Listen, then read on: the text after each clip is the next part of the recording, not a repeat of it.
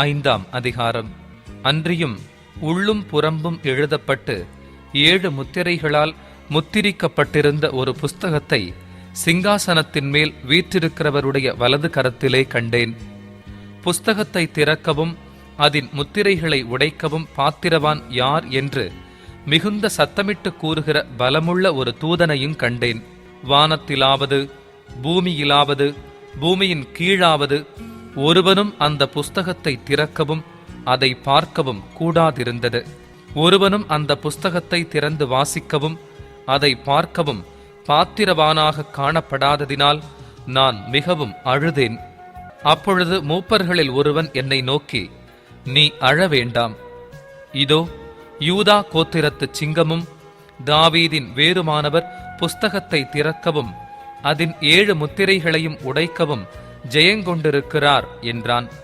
அப்பொழுது இதோ அடிக்கப்பட்ட வண்ணமாயிருக்கிற ஒரு ஆட்டுக்குட்டி சிங்காசனத்திற்கும் 4 ஜீவங்களுக்கும் மூப்பர்களுக்கும் மத்தியிலே நிற்க கண்டேன்.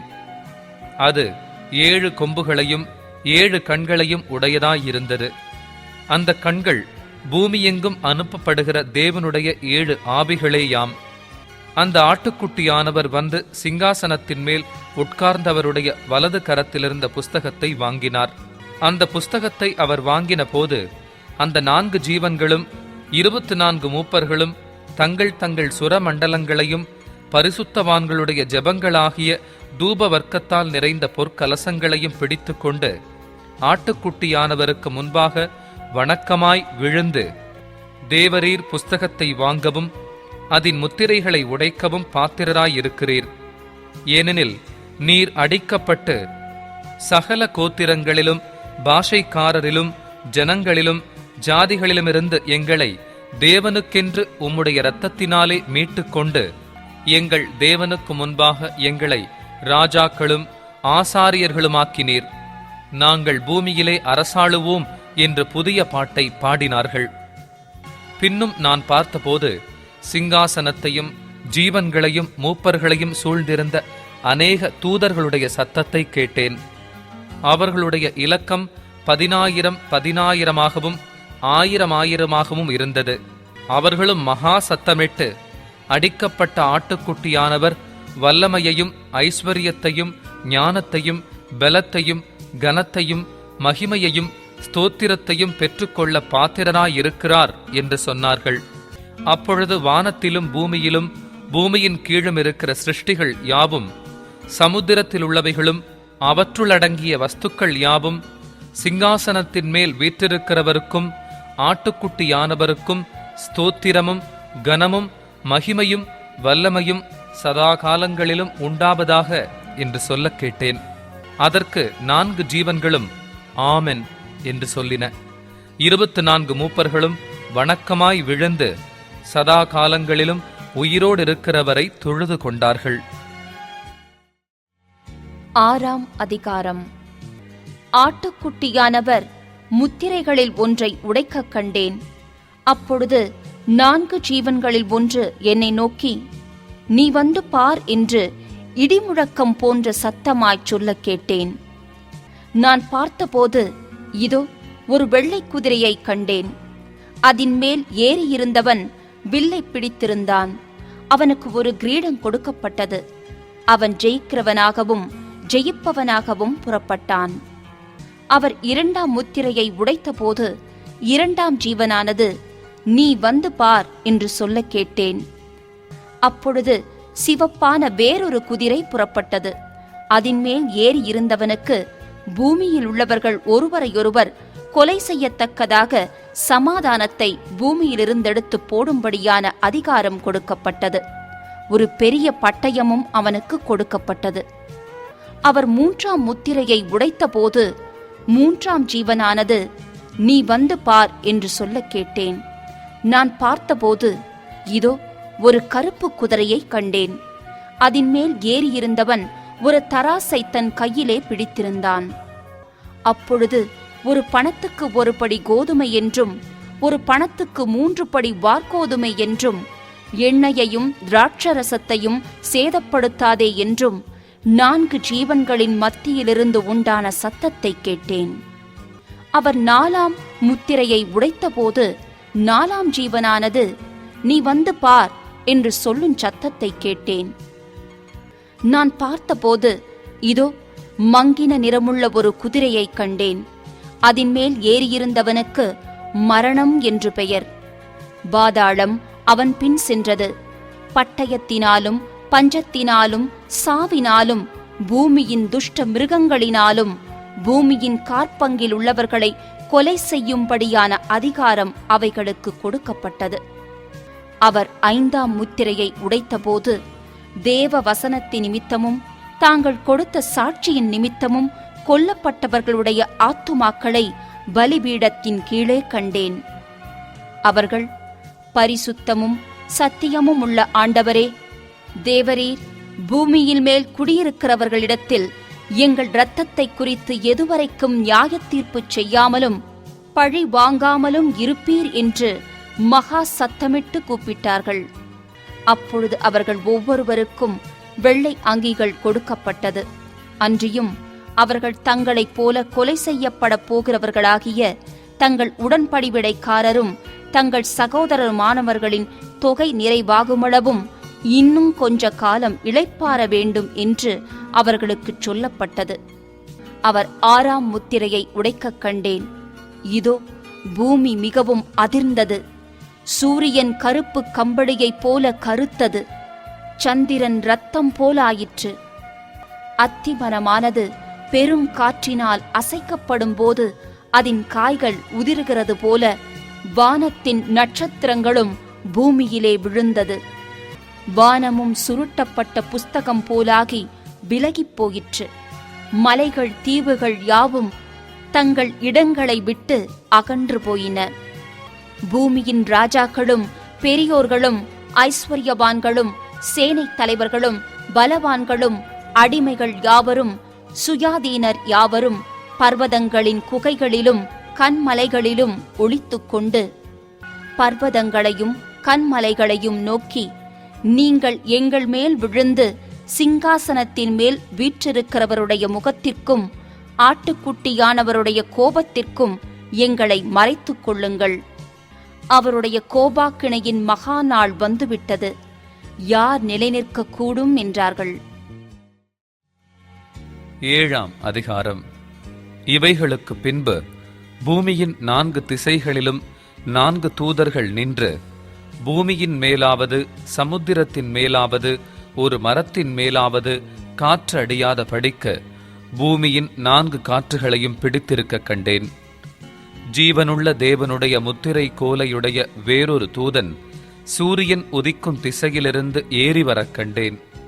அவன் பூமியையும் சமுத்திரத்தையும் சேதப்படுத்துகிறதற்கு அதிகாரம் பெற்ற அந்த 4 தூதரையும் நோக்கி, நாம் நமது தேவனுடைய ஊழியக்காரரின் நெற்றிகளில் முத்திரை போட்டு தீரும் அளவும் பூமியையும் சமுத்திரத்தையும் மரங்களையும் சேதப்படுத்தாதிருங்கள் என்று மகா சத்தமிட்டு கூப்பிட்டான்.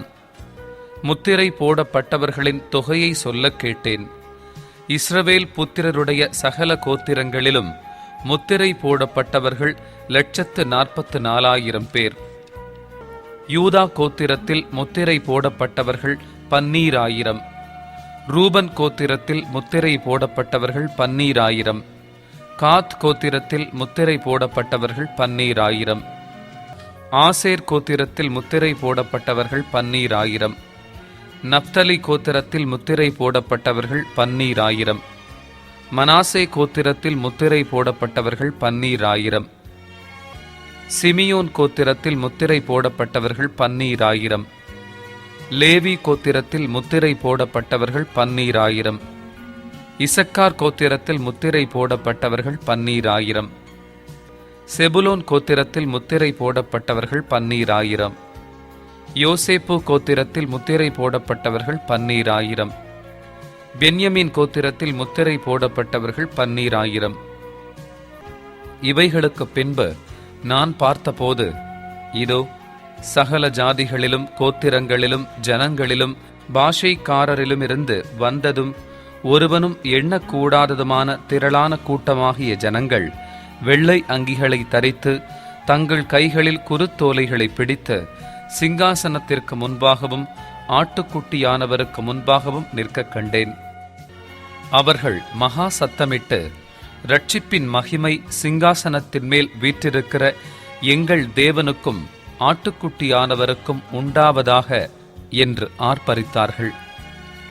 தூதர்கள் யாவரும் சிங்காசனத்தையும் மூப்பர்களையும் 4 ஜீவன்களையும் சூழ நின்று சிங்காசனத்திற்கு முன்பாக முகங்குப்புற விழுந்து தேவனை தொழுது கொண்டு, ஆமென், எங்கள் தேவனுக்கு துதியும் மகிமையும் ஞானமும் ஸ்தோத்திரமும் கனமும் வல்லமையும் பெலனும் சதா காலங்களிலும் உண்டாவதாக, ஆமென் என்றார்கள். அப்பொழுது மூப்பர்களில் ஒருவன் என்னை நோக்கி, வெள்ளை அங்கிகளை தரித்திருக்கிற இவர்கள் யார்? எங்கே இருந்து வந்தார்கள் என்று கேட்டான். அதற்கு நான், ஆண்டவனே, அது உமக்கே தெரியும் என்றேன். அப்பொழுது அவன், இவர்கள் மிகுந்த உபத்திரவத்திலிருந்து வந்தவர்கள். இவர்கள் தங்கள் அங்கிகளை ஆட்டுக்குட்டியானவருடைய இரத்தத்திலே தோய்த்து வெளுத்தவர்கள். ஆனபடியால் இவர்கள் தேவனுடைய சிங்காசனத்திற்கு முன்பாக இருந்து இரவும் பகலும் அவருடைய ஆலயத்திலே அவரை சேவிக்கிறார்கள். சிங்காசனத்தின் மேல் வீற்றிருக்கிறவர் இவர்களுக்குள்ளே வாசமாயிருப்பார்.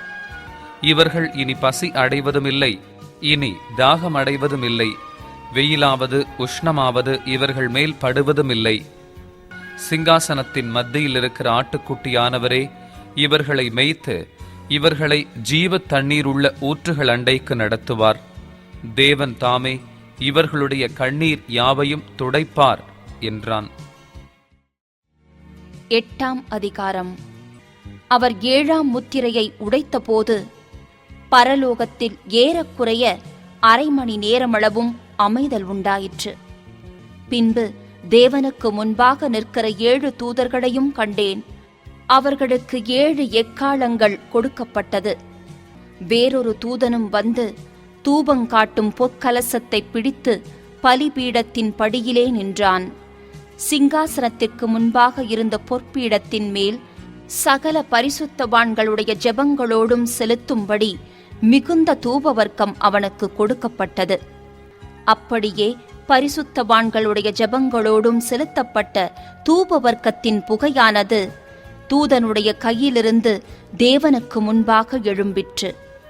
பின்பு அந்த தூதன் தூப கலசத்தை எடுத்து அதை பலிபீடத்து நெருப்பினால் நிரப்பி பூமியிலே கொட்டினான். உடனே சத்தங்களும் இடி முழக்கங்களும் மின்னல்களும் பூமி அதிர்ச்சியும் உண்டாயின. அப்பொழுது 7 எக்காளங்களையுடைய 7 தூதர்கள் எக்காளம் ஊதுகிறதற்கு தங்களை ஆயத்தப்படுத்தினார்கள். முதலாம் தூதன் எக்காளம் ஊதினான். அப்பொழுது இரத்தம் கலந்த கல் மழையும் அக்கினியும் உண்டாகி பூமியிலே கொட்டப்பட்டது. அதனால் மரங்களில் 1/3 பங்கு வெந்து போயிற்று. பசும் புல்லெல்லாம் எரிந்து போயிற்று. 2ஆம் தூதன் எக்காளம் ஊதினான். அப்பொழுது அக்கினியால் எரிகிற பெரிய மலை போன்றதொன்று சமுத்திரத்திலே போடப்பட்டது. அதனால் சமுத்திரத்தில் 1/3 பங்கு இரத்தமாயிற்று. சமுத்திரத்திலிருந்த ஜீவனுள்ள சிருஷ்டிகளில் 1/3 பங்கு செத்துப் போயிற்று. கப்பல்களில் 1/3 பங்கு சேதமாயிற்று. 3ஆம் தூதன் எக்காளம் ஊதினான். அப்பொழுது ஒரு பெரிய நட்சத்திரம் தீவட்டியைப் போல எரிந்து வானத்திலிருந்து விழுந்தது. அது ஆறுகளில் 1/3 பங்கின் மேலும் நீரூற்றுகளின் மேலும் விழுந்தது.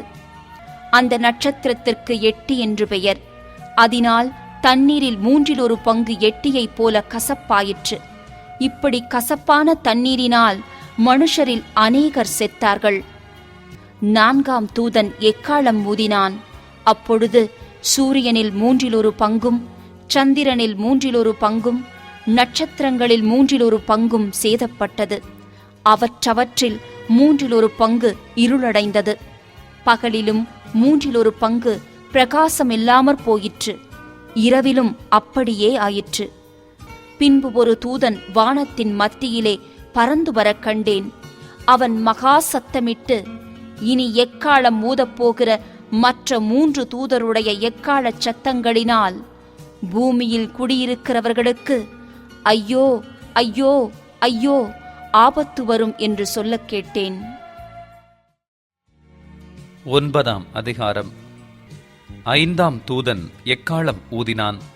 அப்பொழுது வானத்திலிருந்து பூமியின் மேல் விழுந்த ஒரு நட்சத்திரத்தை கண்டேன். அவனுக்கு பாதாளக் குழியின் திறவுகோல் கொடுக்கப்பட்டது. அவன் பாதாளக் குழியை திறந்தான். உடனே பெருஞ்சூளையின் புகையைப் போல அந்த குழியிலிருந்து புகை எழும்பிற்று.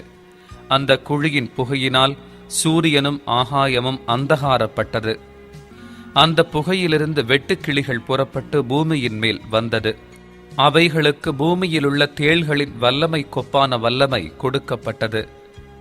பூமியின் புல்லையும் பசுமையான எந்த பூண்டையும் எந்த மரத்தையும் சேதப்படுத்தாமல் தங்கள் நெற்றிகளில் தேவனுடைய முத்திரையை தரித்திராத மனுஷரை மாத்திரம் சேதப்படுத்த அவைகளுக்கு உத்தரவு கொடுக்கப்பட்டது. மேலும் அவர்களை கொலை செய்யும் படிக்கு அவைகளுக்கு உத்தரவு கொடுக்கப்படாமல் 5 மாதம் அளவும் அவர்களை வேதனைப்படுத்தும் படிக்க உத்தரவு கொடுக்கப்பட்டது. அவைகள் செய்யும் வேதனை தேளானது மனுஷரை கொட்டும் போது உண்டாகும் வேதனையைப் போலிருக்கும். அந்நாட்களில் மனுஷர்கள் சாவை தேடியும் அதை காணாதிருப்பார்கள். சாக வேண்டுமென்று ஆசைப்படுவார்கள். சாவோ அவர்களுக்கு விலகி ஓடிப்போம். அந்த வெட்டுக்கிளிகளின் உருவம் யுத்தத்திற்கு ஆயத்தம் பண்ணப்பட்ட குதிரைகளுக்கு ஒப்பாயிருந்தது. அவைகளுடைய தலைகளின் மேல் பொன்மயமான கிரீடம் போன்றவைகள் இருந்தன. அவைகளின் முகங்கள் மனுஷருடைய முகங்கள் போலிருந்தன. அவைகளுடைய கூந்தல் ஸ்திரீகளுடைய கூந்தல் போலிருந்தது. அவைகளின் பற்கள் சிங்கங்களின் பற்கள் போலிருந்தன. இருப்பு கவசங்களைப் போல மார்க்கவசங்கள் அவைகளுக்கு இருந்தன. அவைகளுடைய சிறகுகளின் இரைச்சல் யுத்தத்திற்கு ஓடுகிற அநேகம் குதிரைகள் பூண்ட ரதங்களின் இரைச்சலுக்கு ஒப்பாயிருந்தன. அவைகள் தேள்களின் வாள்களுக்கு ஒப்பான வாள்களையும் அந்த வாள்களில் கொடுக்குகளையும் உடையவைகளாய் இருந்தன.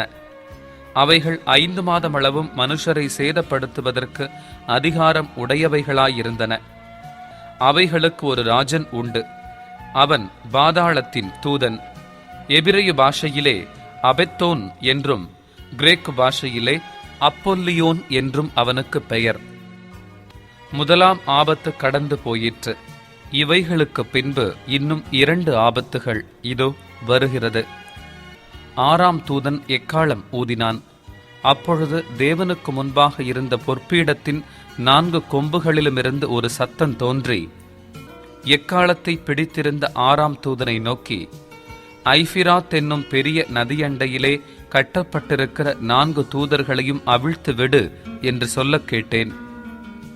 அப்பொழுது மனுஷரில் 1/3 பங்கை கொல்லும் படிக்கு 1 மணி நேரத்திற்கும் 1 நாளுக்கும் 1 மாதத்திற்கும் 1 வருஷத்திற்கும் ஆயத்தமாக்கப்பட்டிருந்த அந்த 4 தூதர்களும் அவிழ்த்து விடப்பட்டார்கள்.